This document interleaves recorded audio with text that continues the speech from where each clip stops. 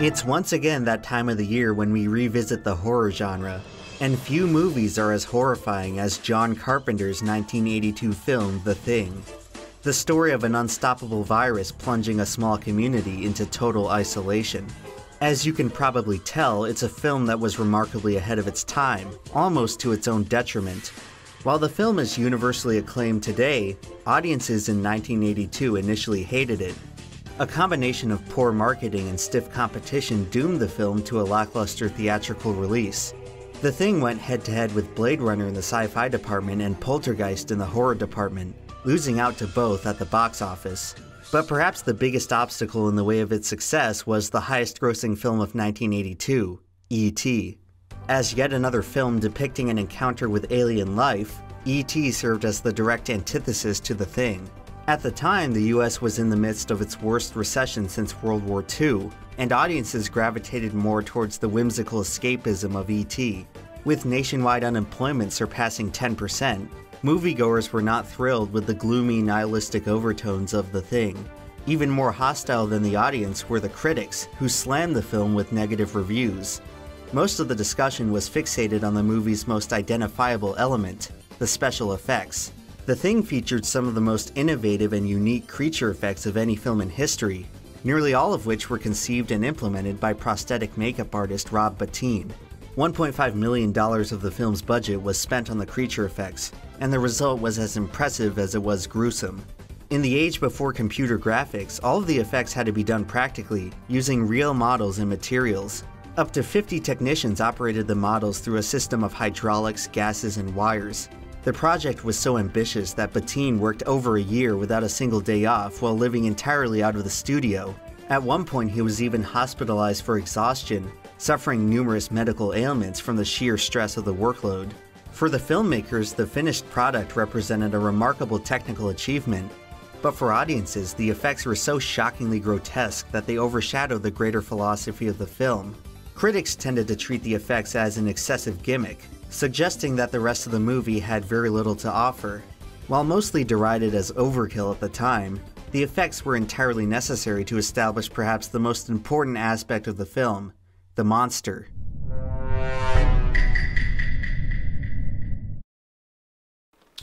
Hello, Kino Corner here. I'm currently in Antarctica, and there's a dog on the loose who I think might actually be an alien. Look, there he is!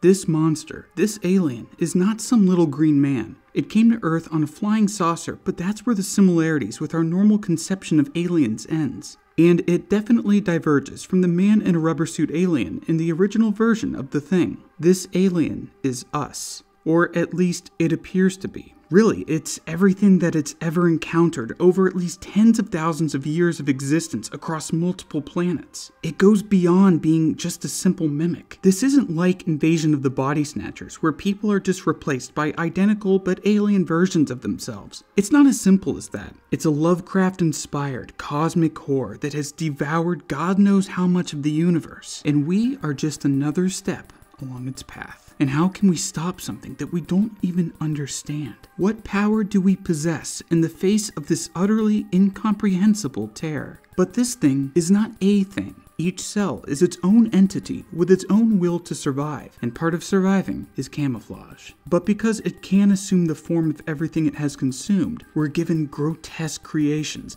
amalgamations of man, beast, and something else, blending body horror with science fiction. Rob Bottin, who was only 23 at the time but had previously worked with Carpenter on The Fog, pitched the idea to Carpenter that the monster could be anything, and Carpenter ran with it. What ensued was about 14 months of working 7 days a week in order to create all the models used in the movie, which also meant lots and lots of latex. With these creatures, they were pushing the limits of special effects at the time, but even so, if you were to look at any of the monsters in even lighting, they would look fake. Rob Bottin and his crew might have created these horrors, but cinematographer Dean Cundey brought them to life by masking their imperfections in shadow and using contrasty and moody lighting to add another layer of dread and fear to their presence. Each one of these latex abominations was life-sized, apart from a couple miniature shots, and incredibly detailed, causing them to lag behind the rest of the production, as you can probably imagine. Most of, but not all of the shots of the various incarnations of the Thing were filmed after the movie wrapped. Carpenter covered the scenes appropriately so that he could fit the shots of the aliens into the movie, but that led to many of the actors not actually knowing what the Thing looked like until they saw the film. Clear! And I think that actually helped the film, because as disgusting and as horrific as the monsters are, the true horror of the Thing is psychological. Who can you trust? Who is infected? Can you even trust yourself? At the beginning of the movie, MacReady plays chess with the computer. The computer always knows the best move, so it wins. But MacReady enacts his revenge by pouring his whiskey into the computer, frying it. It's a microcosm for the film as a whole. MacReady plays a game of chess with the Thing, and every man at the station is a piece on the board. The psychological horror emerges out of this cosmic game of wits. And, spoiler alert, the film ends just like how the chess game ended. Alright, now let's see who here is an imposter. Get away from me! Despite being a monster from out of this world, the Thing manages to be disturbingly realistic in its execution. This trait is mirrored by the protagonist as well. The film was initially criticized for a lack of strong characters, but the relatively simple demeanor of the cast only adds to the overall tension and atmosphere. The juxtaposition of any ordinary character revealing themselves as an incomprehensible monster is what creates the suspense. It's for this reason why something like the blood test scene is so compelling. The lack of specific character development actually helps the story remain unpredictable. The individual characters are not relevant to the overall premise because The Thing is not a character-driven film. You could have told the same story with Siberian prison guards or Area 51 agents and it wouldn't have made a difference. The Thing functions much better as an allegory, with each character representing a different archetype of how people act in crisis.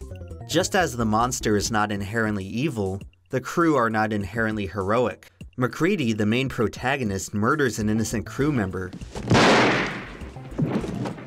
And Clark was human, huh? Which makes you a murderer, don't it? He becomes the de facto leader of the group not because he is the most virtuous or sensible, but because he's the most paranoid and brazen. Anybody touches me, and we go. Some critics question the lack of group cohesion among the crew, finding it implausible that the men did not band together to defeat the Thing. Contrary to the idealistic whims of the 80s audience, the film presents a fairly accurate portrayal of how real people tend to act in conflict. There is overwhelming historical precedent to suggest that people become increasingly atomized while under duress.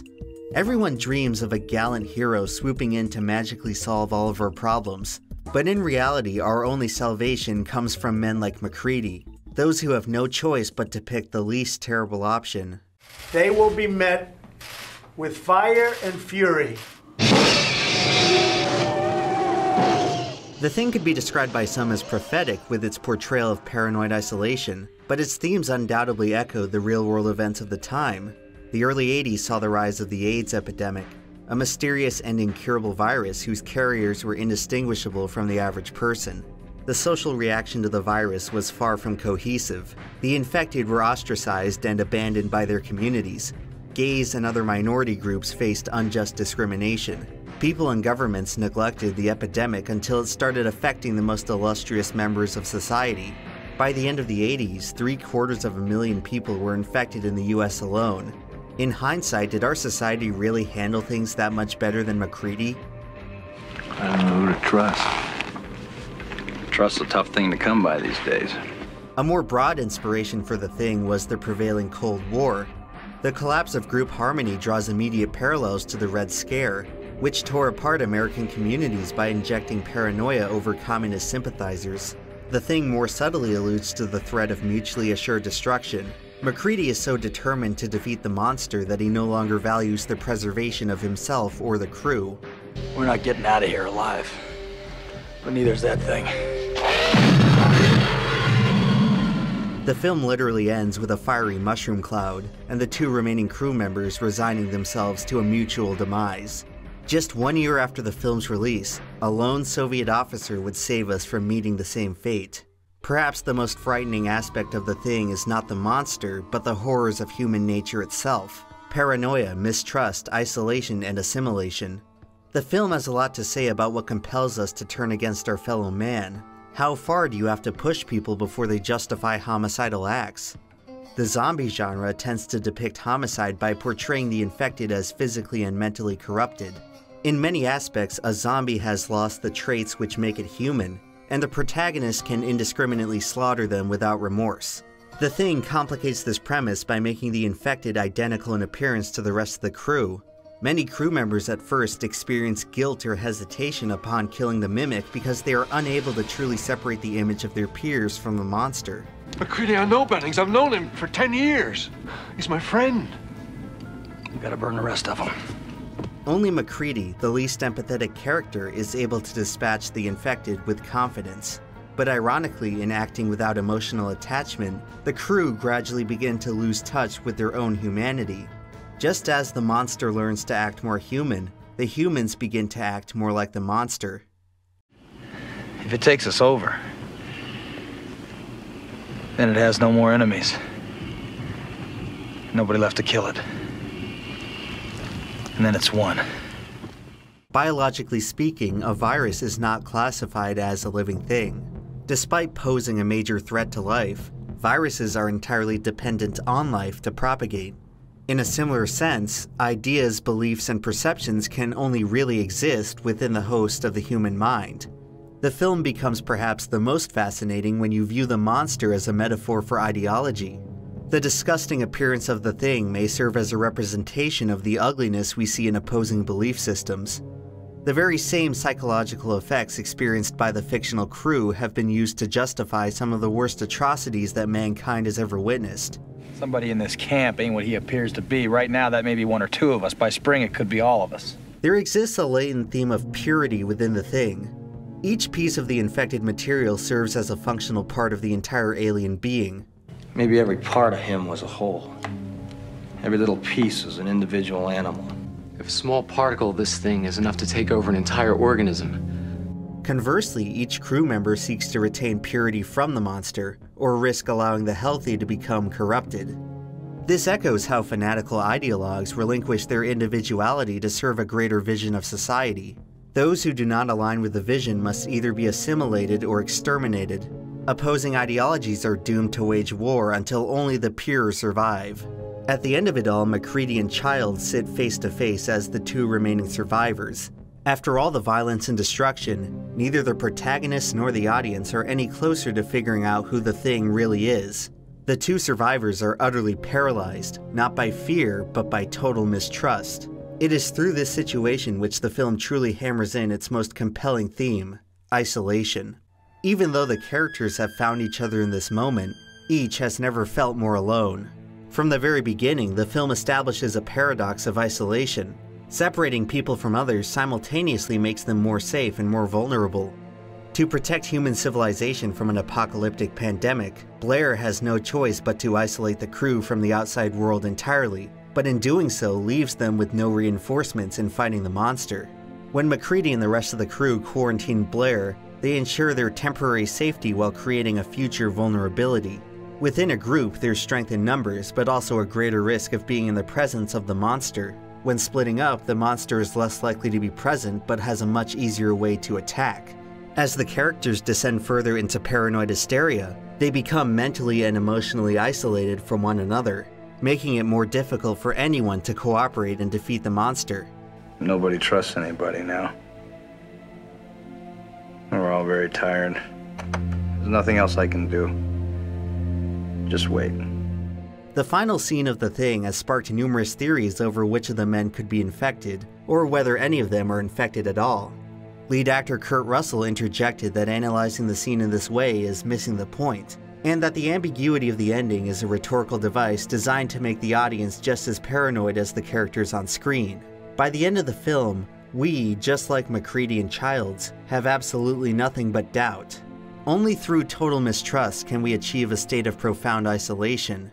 When you lose all faith in the world around you, you become nothing more than a prisoner in your own mind.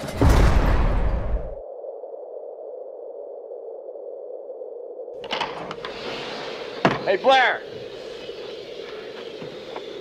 Blair, have you seen Fuchs? My favorite scene in the movie is when MacReady goes to check on Blair after quarantining him. There's just something so unsettling about Blair calmly and uncharacteristically asking to be let back in the base as a noose ominously dangles in front of him. There's no action, violence, or immediate threat to the characters, it just feels off. As a viewer, this moment for me represents the psychological point of no return. Beyond this, we have officially crossed the event horizon of uncertainty, where no character is trustworthy until proven otherwise. Has Blair really calmed down? Has he succumbed to the madness entirely? Is he an imitation trying to act human? What if MacReady is an imitation and he's just leaving an innocent man to die? So many questions, so little time. For me, this scene perfectly captures why The Thing is such a remarkable film. Even its calmest moments manage to be utterly terrifying. Human intellect is capable of feats unprecedented to the rest of nature. Our unique abilities to reason and ask questions has allowed us to utterly dominate the natural world. However, these same abilities also present us with a unique challenge in self-destruction. We can survive in climates inhospitable to nearly all other forms of life, but can we survive each other? Both viruses and ideology challenge the mastery of our domain. We have transcended the animal kingdom to such an extent that we have mostly lost sight of how it feels to be threatened by the world around us. Films like The Thing provide us with a disturbing glimpse into just how close we may be to the edge of control. The film is truly unnerving because it reminds us of the darkest parts of ourselves. The primary reason for the film aging so well is that we are now more paranoid and isolated than ever before. Watching it back today, The Thing appears much more realistic than nihilistic. How many of us now are locked in an endless confrontation with our own version of The Thing? Ironically, while the far more popular films of its era have mostly faded from the public consciousness, the robust themes of The Thing remain just as relevant today, nearly 40 years since its inception. The blood from one of you things won't obey when it's attacked. It'll try and survive.